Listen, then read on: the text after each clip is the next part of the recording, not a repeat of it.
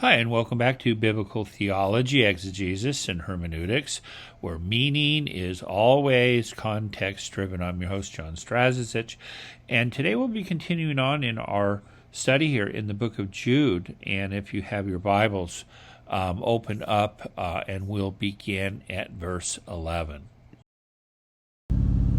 Okay, then coming here then to Balaam. Most commentators assume that Jude varies his illustration, but largely repeats his charges, having compared the false teachers with three notorious groups of sinners. He now compares them with three notorious individual sinners from the Old Testament. Upon closer examination, however, the text suggests that Jude's purpose is more precise. Whereas in 5 to 10 he portrayed the false teachers simply as sinners, in verses 11 to 13 he portrays them as false teachers who lead other people into sin.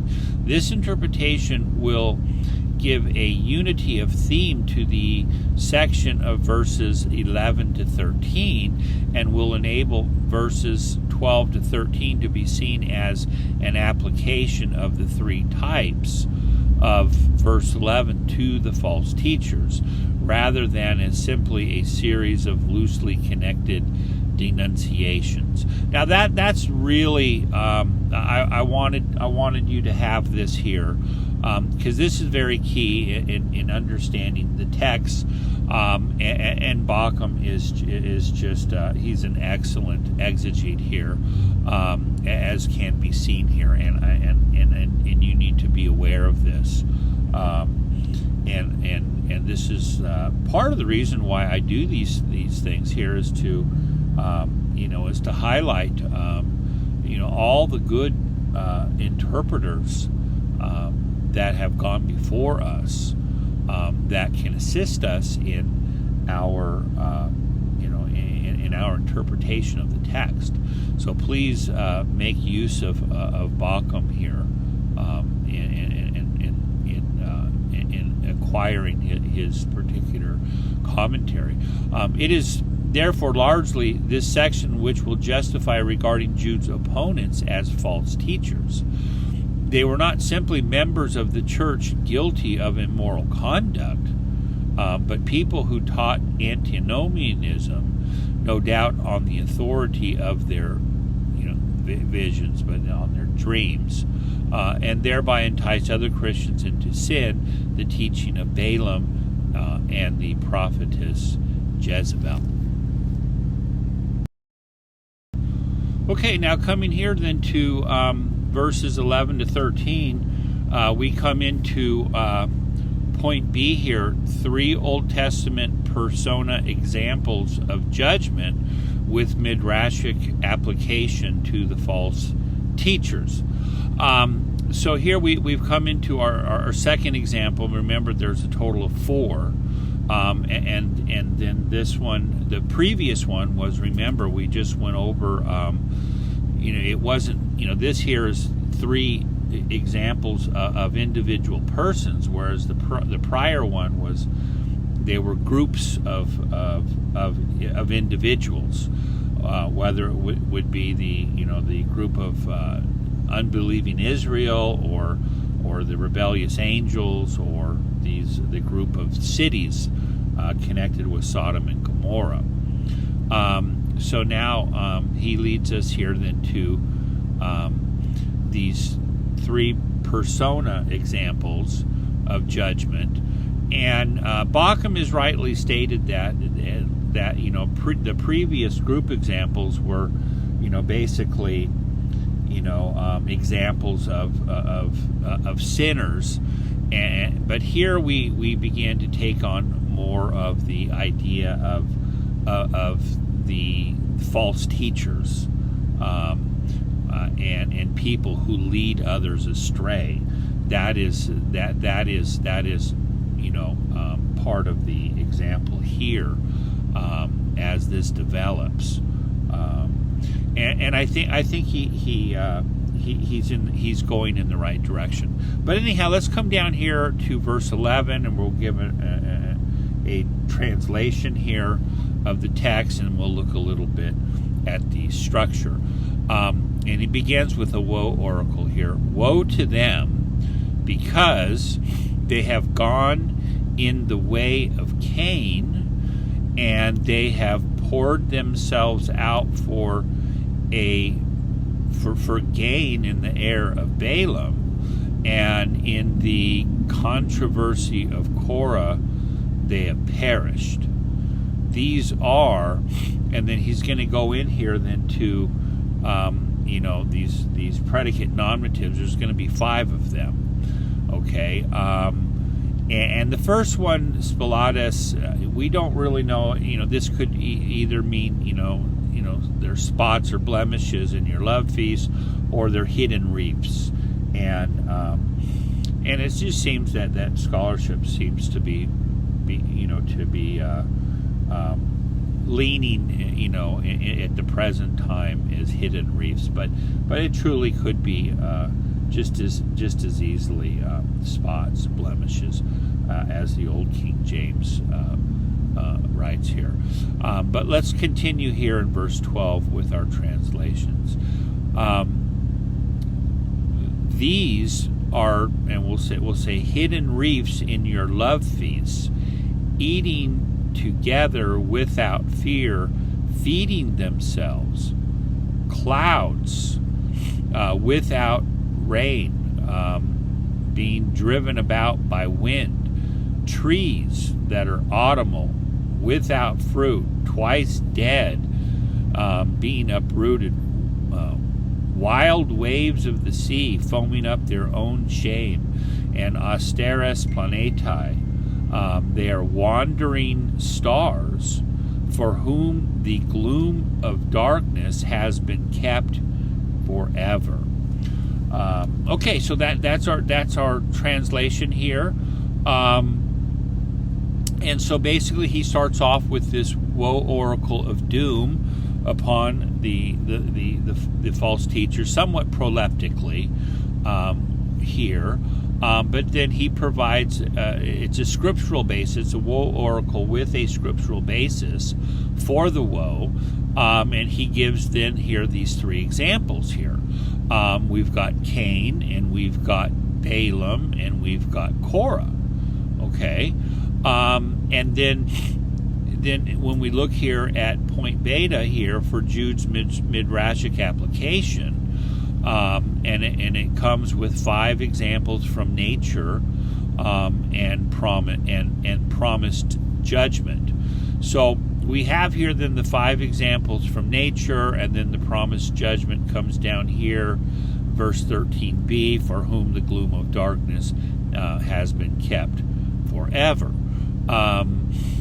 And so this would be hidden reefs, they're clouds, trees, waves of the sea, and wandering stars.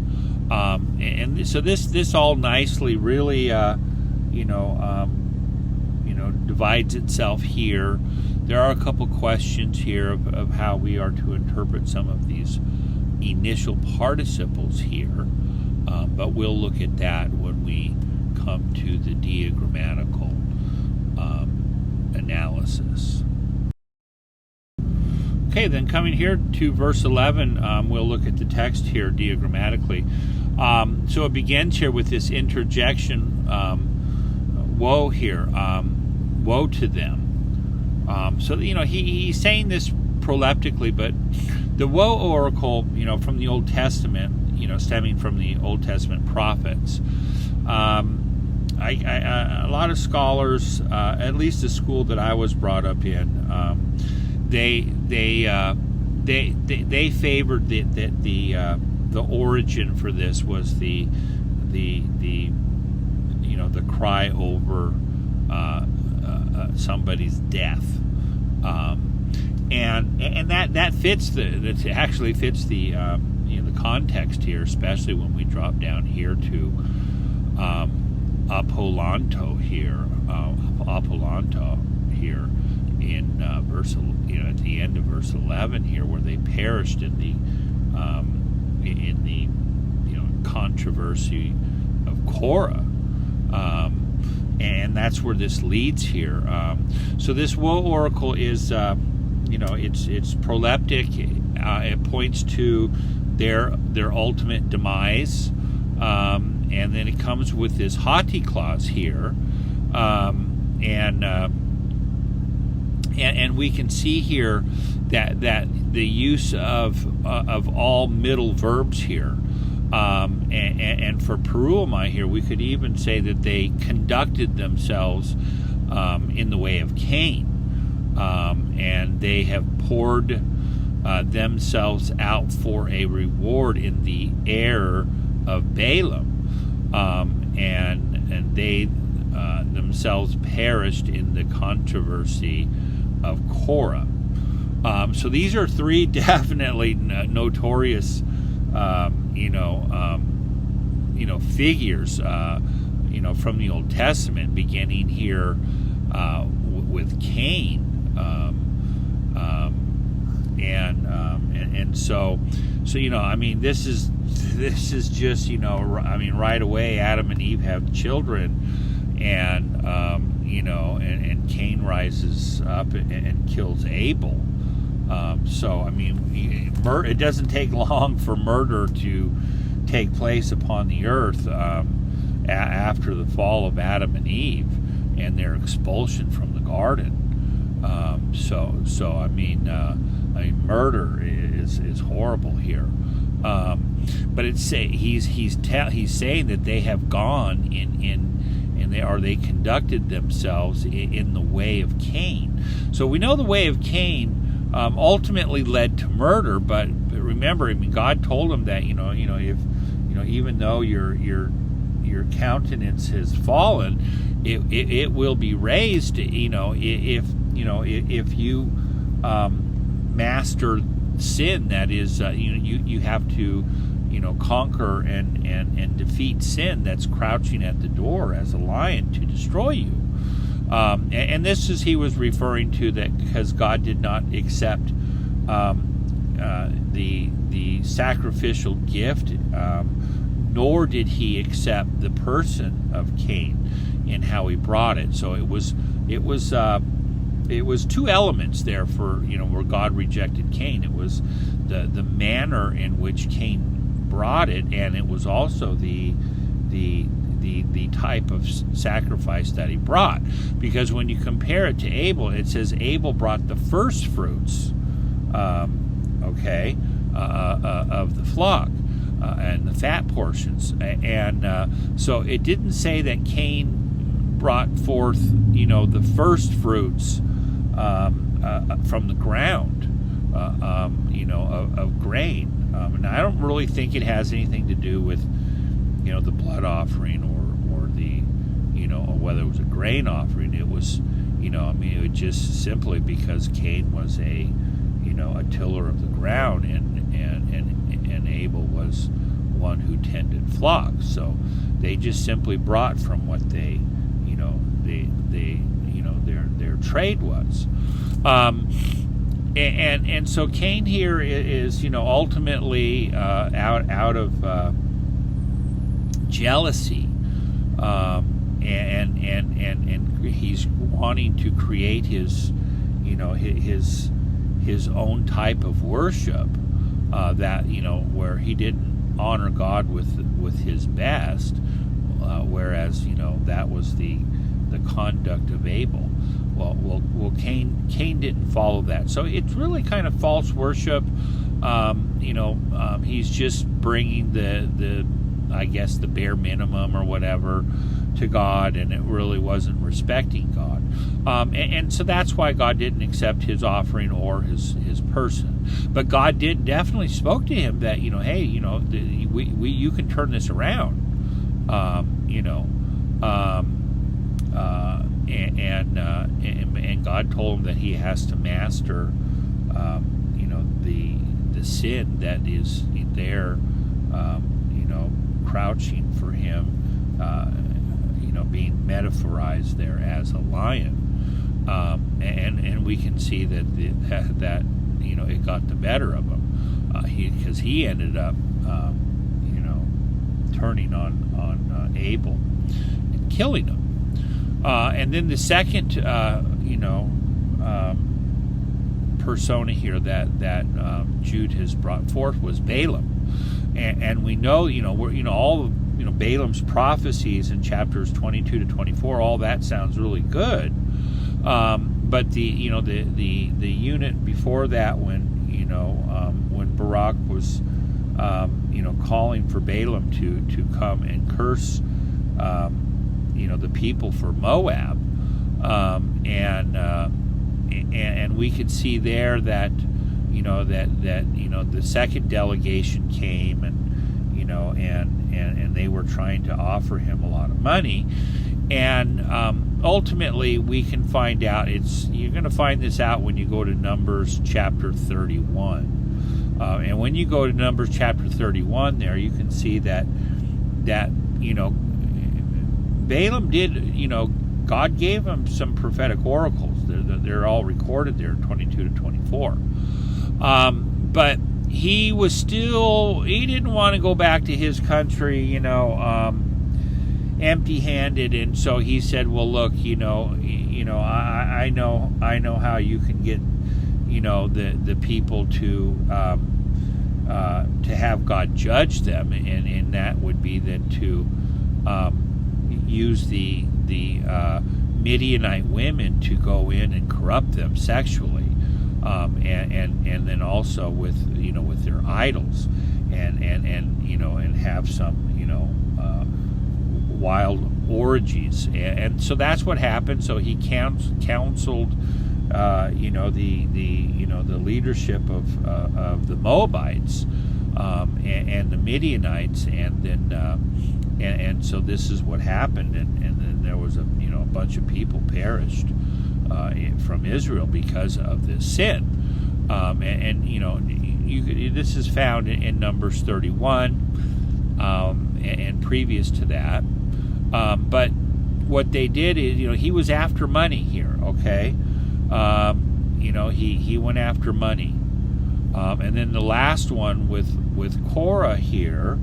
Remember we had Dathan, Balaam, and Korah. Well, Korah here, he represents, he's a Levite, okay, and he is from the same family as Moses and Aaron were from, but just a different family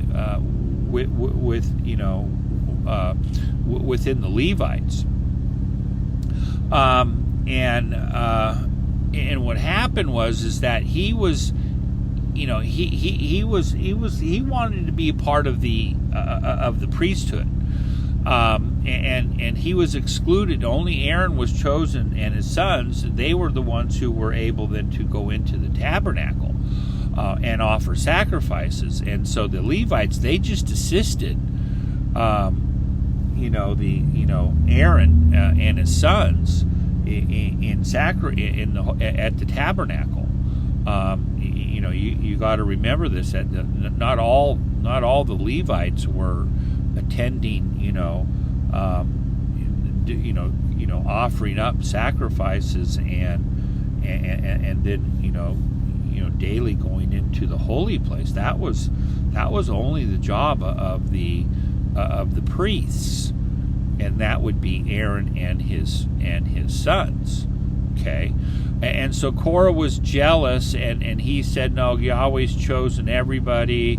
And then the Dathan and Abiram crowd, well, these were from the tribe of Reuben. That's the firstborn. So you can see here that you've got we've got a rumbling in the camp between the priestly tribe, okay, and then the firstborn of Reuben. Okay, so Reuben wanted his, he was the firstborn, of Jacob, so he figured that he should have the lion's share of priestly prerogatives, just like what Moses and Aaron were enjoying. Okay, and so this whole thing developed, and then also beyond just the Levites and the Reubenites, then 250 other men from the congregation from all of the tribes, they all wanted to be in on this, and these were the people who who partook in this the censor test, because they thought that they were holy, just like like Aaron and his sons were. So they all wanted in on being able to be part of this priesthood, and they thought that Moses had devised this all by himself. So then Moses fell on his face, and then and we all know the story here up here, and this is this is Numbers. This is chapter 31, and I guess 31 at the end of it says, and this is talking about Moses, and it came about when Moses finished speaking all of these words, the ground was split, which was underneath them, and the earth opened her mouth and swallowed them, their houses, and all the men which belonged to Korah, and all the substance, and they went down, and all which were with them alive, to Sheol, and the earth covered up over them, and they perished. So here, this is the word here. Being translated here from the Hebrew, vayovedu here. And they perished from the midst of the congregation, and all Israel which were round about them, and they fled at their sound, for they said, "Lest the earth swallow us up." We should probably put in also, and then it said, "And fire went forth from Yahweh and devoured the 250 men who brought near the incense," and so that they were roasted as well. And so anyhow, there's a lot going on there in the book of Numbers, but this all ended horribly for Korah and the rebellion that took place there in this controversy over leadership. So we could see here that if Jude's churches if they don't fight for their faith, these people are going to attempt to take over the leadership. That's what they're challenging. This is what these false teachers do. They challenge the leadership here. So this are definitely false teachers, and they're going after a reward of some type of money. So they're going to be money hungry people. All right, and then they conduct themselves in the way of Cain here. And this is just that they casually come to God, but not with a true heart, and not with their heart being circumcised. So he announces woe to them, okay? And so ultimately it leads to their death. The picture here of Korah being swallowed up, Jude's not leaving, these false teachers that have crept in here, there's no hope for these people. They are complete apostates. Okay, now coming then here to verses 12 to 13, we can see here that, this is where we have these 5 predicate nominatives here, where the text really breaks itself down nicely here. And it begins here with hutoi asin, and then it goes in here then to the hoi spilatus, and then the nepheli here, and then the dendra, the kumata, and then the austeris planetai. And so then these are all derived from nature here, so to speak.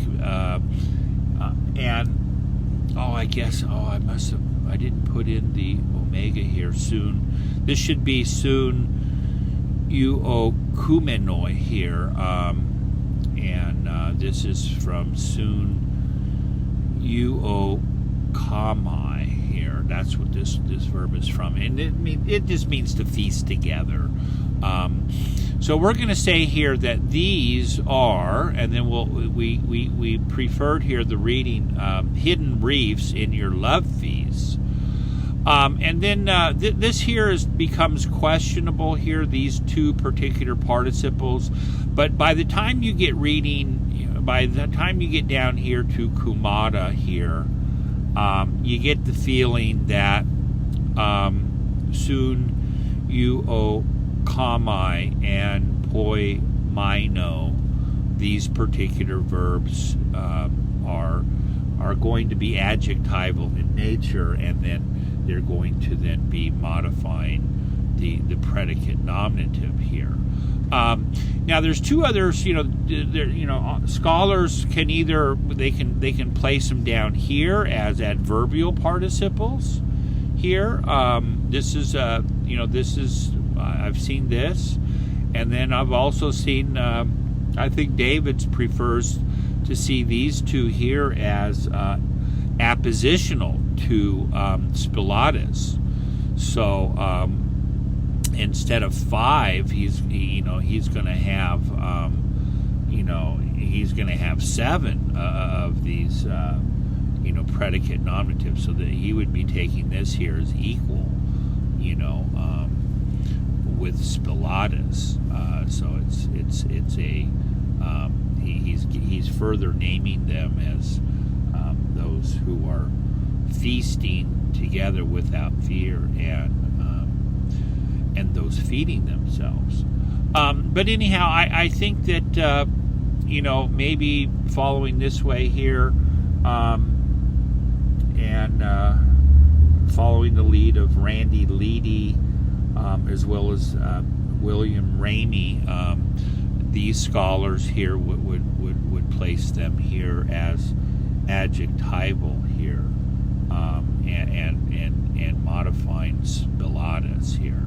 So, because this is what's going to happen here with with this verb here, paraphero, and then apathenesco, and then so on and so forth here. So, I just think by the time you get down to the bottom, it just seems to be plain that the author originally intended these to be adjectival.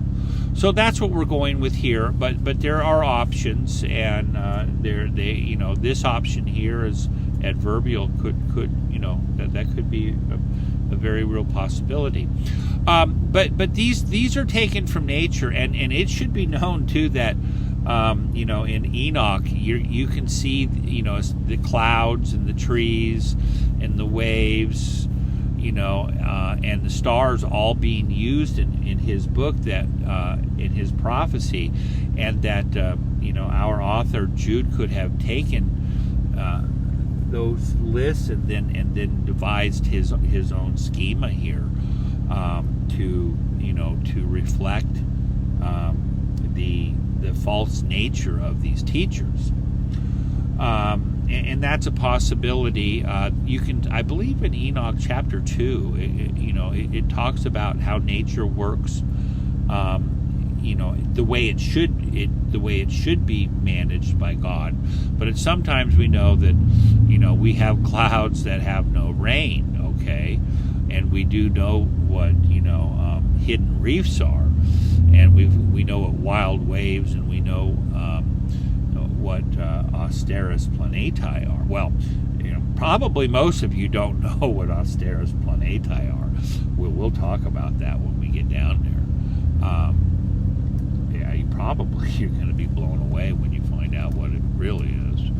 But anyhow, this is the way he, this comes into then now the description of the application of the false teachers, and then so he all of these these predicate nominatives now are then going to be a window for Jude's readers, for them to understand how Jude was depicting these men that he just pronounced this Woe Oracle over.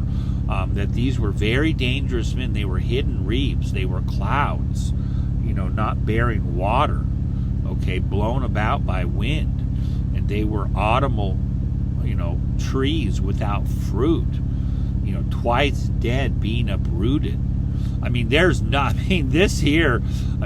is devastating, this characterization that they're autumnal trees without fruit, twice dead, being uprooted.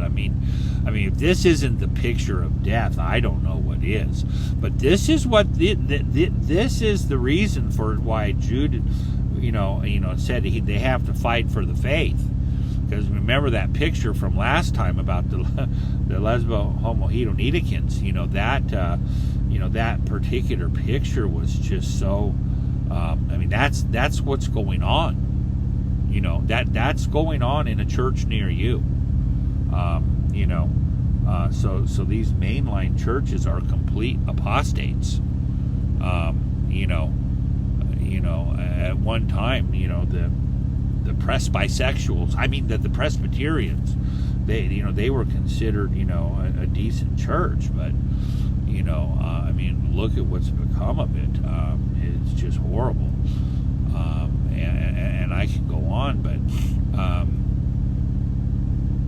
but these are pictures here that are depicting, what these false teachers, what they are, and they're being very descriptive. They're wild waves of the sea foaming up their own shame. They're these, hidden reefs in your love feast. They're feeding themselves. This goes, these are shepherds who feed themselves. This is classic, Ezekiel 34. They muddy the waters for everybody else, and they're there to feed themselves. And they're feasting without fear. So these people will be amongst us without zero fear. You're going to notice this. That you're going to notice people like this, in your church. And the sooner that the congregation all gets squared away on their doctrine, these people won't be able to hang around. They're not going to be, they're not going to be able to deceive anybody. So this is why, Jude didn't say what to do to these people. He just told the congregation that they have to fight for the faith. And if they don't fight, this is what's going to come. These people are going to take over. And believe me, the last thing there about Korah, they were challenging the leadership. They wanted to take over. They wanted to put hands on the reins. They were challenging Moses and Aaron's leadership. So they are going to then challenge what God has set up in the church. And so these are very, very dangerous people. Now this Asteris Planetae here, got to remember that when back in Genesis and throughout the Old Testament, God never created planets. But this here, Planetae, this is this means a wanderer, okay, or an errorist, someone who is in error, okay. And when applied to stars, it's the wandering stars, okay.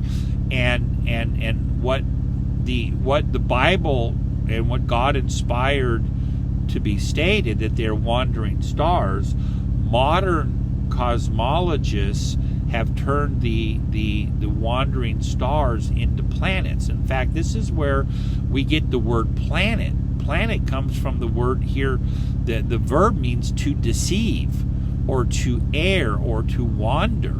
The context just depends on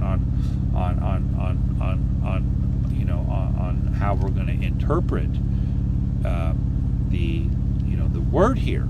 But this means a wandering star. So God never created planets. But a planet means a wandering one, something that's wandering, and it's a part of the stars. So God made stars, and then what modern cosmologists have done is that they've taken the term planetae and they deified it, so to speak, and created the word planet, where people would actually have pictures of the planets in their rooms or offices. But these are, you're taking this would be a picture of a fallen demon, of a fallen angel, so far from being deified and something that's that they put lipstick on. I mean, this is putting lipstick on a pig here, So never dress up something like this. There are no planets. There never were any planets. They're stars, and that's all that God created. I challenge you. I mean, if you can find out, if you can tell me where God created planets, please tell me. But that surely doesn't come from the biblical text. Jude is inspired to write here that these false teachers are likened to wandering stars, or if you want it, wandering planets. That way, the planets, But this all goes back to, that where the stars left their habitation. And that I believe here that these, when they did these, what happened, that these stars no longer are, going in a circle around Polaris star. So these represent these powerful demons that are now, imprisoned. So when we come down here then to this relative clause, it all ends down here, for whom the gloom of darkness, have been kept or have been reserved forever. So it's talking about the austeris planetae. This fits well here, but remember, this is all a metaphor for the false teachers. This here is just a midrash on the application for the false teachers. So the false teachers, that they're going to then, just as this, the stars fell, they're no longer shining. Well, what's their punishment? Well, they're going to be in the gloom of darkness, bound forever. That's where they're going to. And that the gloom of darkness, this is what has been reserved for them, for such wicked, evil men. And this is a good slide here where Biggs here, he recorded some things about the Carpocratians there down in Egypt, where he preserves for us from the letter of Clement to Theodore.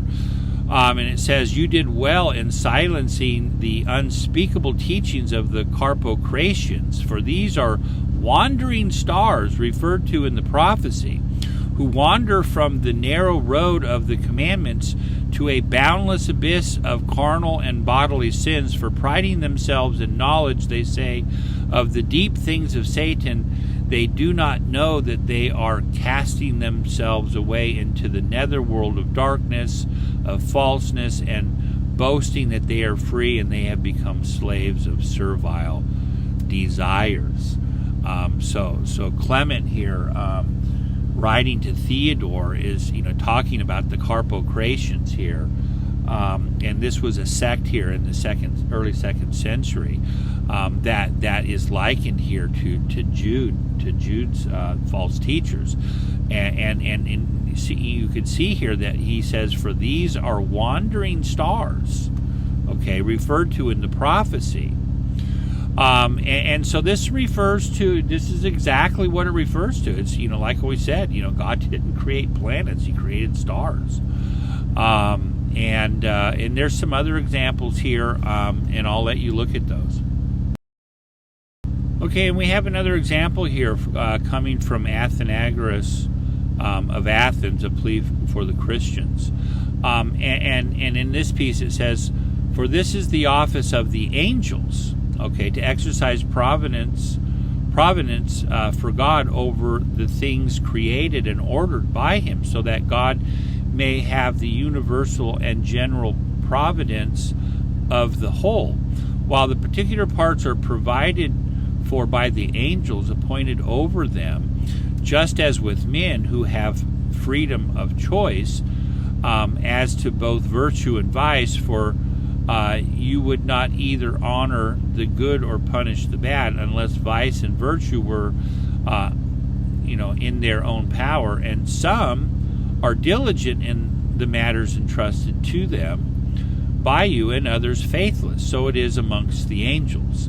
Some free agents, you will observe, such as they were created by God, continue in those things for which God had made them, and over which he had ordained them. But some outrage both the constitution of their nature and government entrusted to them, namely this ruler of matter and its various forms, and others of those who were placed about the first firmament. You know that we say nothing without witnesses, but state the things which have been declared by the prophets. These fell into impure love of virgins, and were subjugated by flesh, and became negligent and wicked in the management of things entrusted to him. Of these lover of virgins, therefore, were begotten those who were called giants. And if something has been said by the poets too about the giants, be not surprised at this. Worldly wisdom and divine differ as much from each other as truth and plausibility. The one is of heaven, the other of earth, and indeed according to the prince of matter. So here he's just equating here that that these angels here, he's equating them back to Genesis 6, and that the angels, some of them, they were given free will, and he says as humans were, and some chose to rebel. And we know that this is the case, and this is a testimony here, and this would we state this because of the last predicate nominative that was given in the list of the Steris planetae, the wandering stars. Okay. And they do cause men to err, and the whole world associated the wandering stars with demonic powers that were leading men astray. Okay, this has been another session of Biblical Theology, Exegesis, and Hermeneutics, where meaning is always context-driven. Please like, share, subscribe, and leave comments.